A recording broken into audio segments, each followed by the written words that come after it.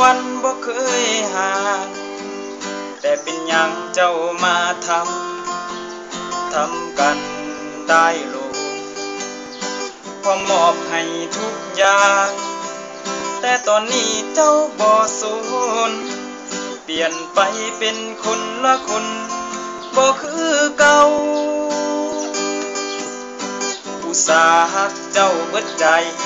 จนบ่เคยคิดว่าสิผิดหวัง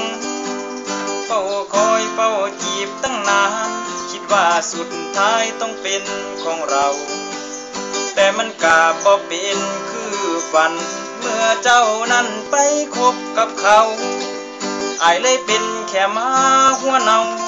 ที่นั่งเศร้าอยู่ข้างทางเป็นหยังจังมาเฮ็ดกันขนาดนี้คือบ่บอกกันดีๆก่อนสิเปลี่ยนใจ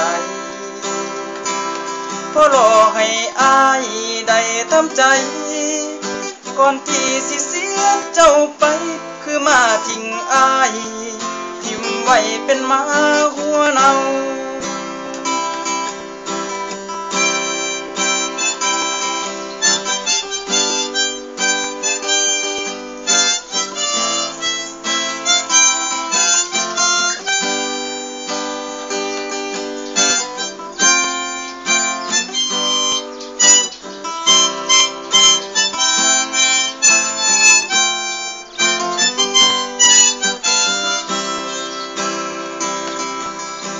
อุตส่าห์ฮักเจ้าเบิดใจจนบ่เคยคิดว่าสิผิดหวังเฝ้าคอยเฝ้าจีบตั้งนานคิดว่าสุดท้ายต้องเป็นของเราแต่มันกลับบ่เป็นคือฝันเมื่อเจ้านั้นไปคบกับเขาอ้ายเลยเป็นแค่หมาหัวเน่าที่นั่งเศร้าอยู่ข้างทางเป็นหยังจังมาเฮ็ดกันขนาดนี้คือบ่บอ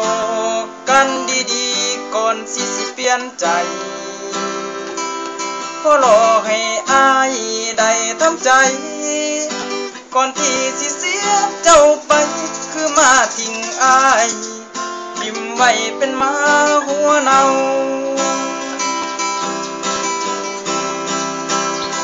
เป็นหยังจังมา